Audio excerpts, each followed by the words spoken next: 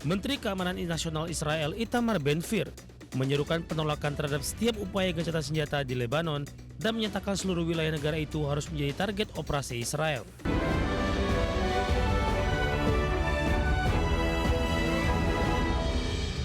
Ya, pemirsa, Menteri Keamanan Nasional Israel Itamar Ben-Gvir menegaskan seluruh wilayah Lebanon harus menjadi target serangan Israel. Pernyataan tersebut pun menuai kecaman dari sejumlah pihak termasuk Iran.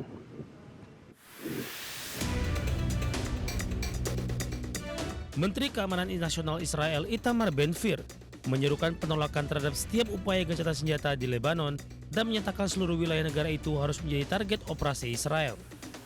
Ben-Gvir juga menolak pembedaan antara Lebanon dan kelompok pejuang Hizbullah. Ia pun mendesak Perdana Menteri Israel Benjamin Netanyahu untuk menyampaikan secara langsung kepada Presiden Amerika Serikat Donald Trump bahwa Israel menolak gencatan senjata di Lebanon. Pernyataan Ben-Gvir tersebut menuai kecaman termasuk dari Menteri Luar Negeri Iran Abbas Araghchi yang pada Jumat pekan lalu menuduh para pejabat senior Israel sengaja mendorong eskalasi konflik di Lebanon. Araghchi menyatakan kepentingan utama pemerintah Israel adalah mempertahankan perang secara permanen. Sikap keras Ben-Gvir muncul ketika perdebatan mengenai nota kesepahaman antara Amerika Serikat dan Iran untuk pengakhiran perang terus berkembang di Israel. Saat ini Israel juga masih mempertahankan kehadiran militernya di sejumlah wilayah Lebanon Selatan, termasuk di kawasan yang telah diduduki selama puluhan tahun maupun wilayah yang direbut dalam konflik sejak 2023. Bagi sumber ADX Channel. Parlemen Iran mengklaim akan mengelola Selat Hormuz selama masa perundingan pengakhiran perang dengan Amerika Serikat. Sementara itu, Presiden Amerika Serikat Donald Trump menegaskan Iran tidak boleh mengenakan biaya bagi kapal yang melintas di Selat Hormuz. Ketua Parlemen Iran sekaligus Kepala Negosiator Utama Perundingan Mohammad Bagher Ghalibaf menegaskan bahwa Selat Hormuz akan berada di bawah pengelolaan Iran. Pernyataan tersebut muncul menyusul rangkaian dialog yang bertujuan mengakhiri perang antara Amerika Serikat dan Israel melawan Iran. Sebelumnya pada hari Senin lalu, pihak mediator mengumumkan bahwa Iran dan Amerika Serikat telah sepakat untuk mengaktifkan jalur komunikasi darurat, di mana langkah ini diambil guna memastikan rute pelayaran di Selat Hormuz tersebut tetap terbuka, sekaligus sebagai upaya mengakhiri pertempuran di Lebanon setelah putaran pertama negosiasi damai di Swiss. Di sisi lain, Presiden Amerika Serikat Donald Trump membenarkan bahwa Iran telah memberi kepastian kepada Amerika Serikat terkait aktivitas pelayaran di Selat Hormuz. Trump menyebut Iran tidak akan mengenakan biaya transit, biaya asuransi maupun pungutan lainnya kepada kapal-kapal yang melintas di jalur strategis tersebut. Trump menegaskan bahwa apabila pernyataan yang disampaikannya ternyata tidak benar, maka proses negosiasi dengan Iran akan segera dihentikan. Menteri Luar Negeri Amerika Serikat Marco Rubio mengatakan pihaknya akan menjamin kebebasan navigasi melalui Selat Hormuz dan menegaskan tak akan ada negara yang diizinkan untuk memungut biaya di Selat Hormuz. Berbagai sumber untuk IDX Channel. Pemirsa, Menteri Energi dan Sumber Daya Mineral Bahlil Lahadalia berjanji segera memperbaiki harga gas industri untuk mencegah potensi PHK massal di sektor industri dalam negeri.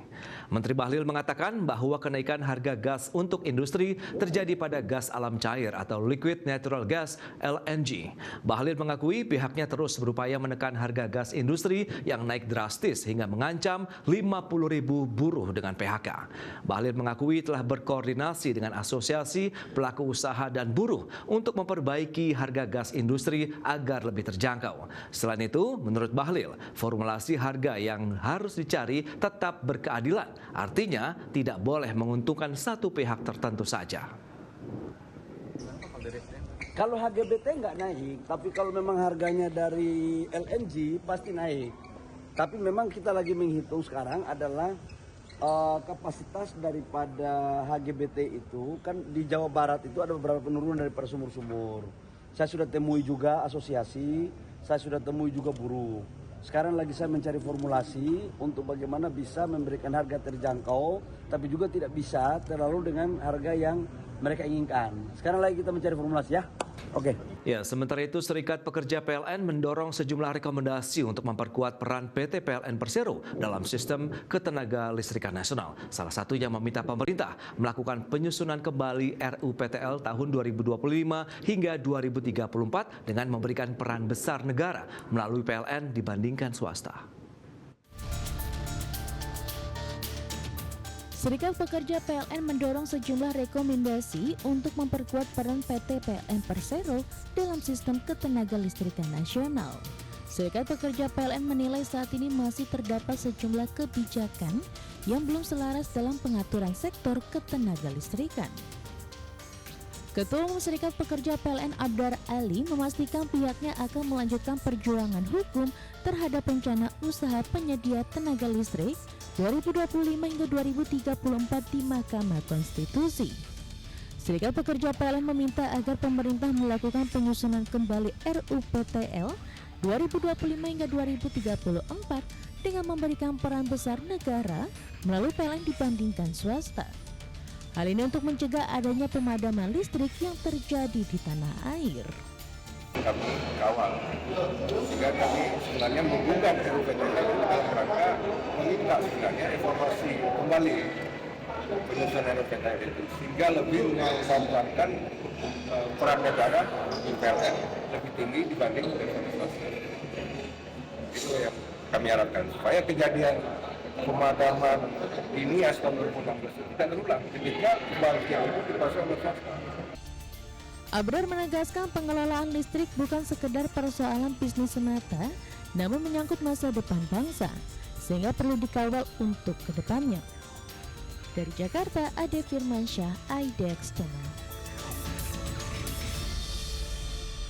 Ya, sementara itu untuk mengejar target mencetak 10 juta wirausaha baru pada tahun 2029, Kementerian UMKM terus memperkuat inkubator usaha. Deputi Bidang Kewirausahaan Kementerian UMKM Riza Damanik menyebutkan berbagai penelitian menunjukkan bahwa pelaku usaha yang mengikuti program inkubasi memiliki tingkat keberhasilan yang lebih tinggi dibandingkan dengan mereka yang membangun usaha tanpa pendampingan. Oleh karena itu, Kementerian UMKM terus memberikan dukungan agar kapasitas kelembagaan inkubator dan kualitas layanan pendampingan semakin optimal. Untuk memperluas jangkauan layanan, Kementerian UMKM juga tengah mengintegrasikan proses pendampingan inkubasi ke dalam platform Sapa UMKM.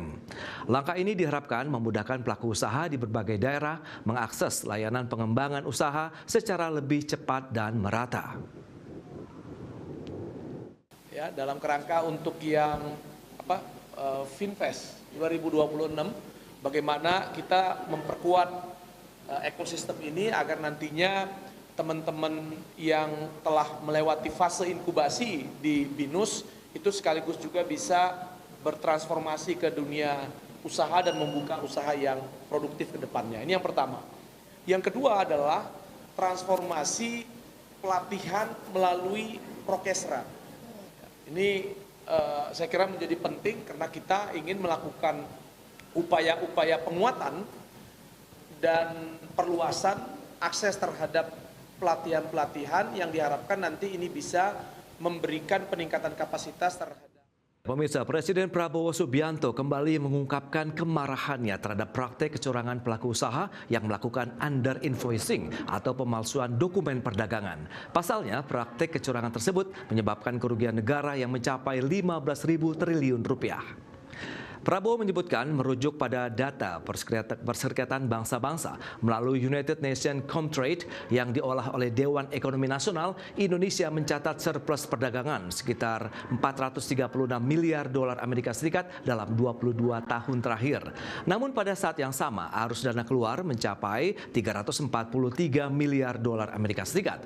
Prabowo menilai praktik under invoicing menjadi salah satu sumber persoalan, yakni ketika sebagian pengusaha melaporkan nilai ekspor lebih rendah dari kondisi sebenarnya.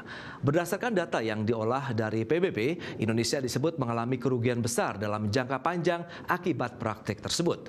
Kondisi ini turut berdampak pada keterbatasan anggaran negara untuk meningkatkan kesejahteraan publik, termasuk gaji guru dan pegawai negeri. Ternyata sekali lagi dari PBB yang terjadi adalah yang disebut under invoicing atau laporan palsu para pengusaha itu bohong. Katanya dia jual 1.000 ton, dia lapor hanya 500 ton. Artinya apa? Artinya negara rugi. Setelah kita hitung, ini angka kembali lagi dari PBB, kita telah rugi 908 miliar dolar selama 34 tahun atau 15.000 triliun. 15.000 triliun.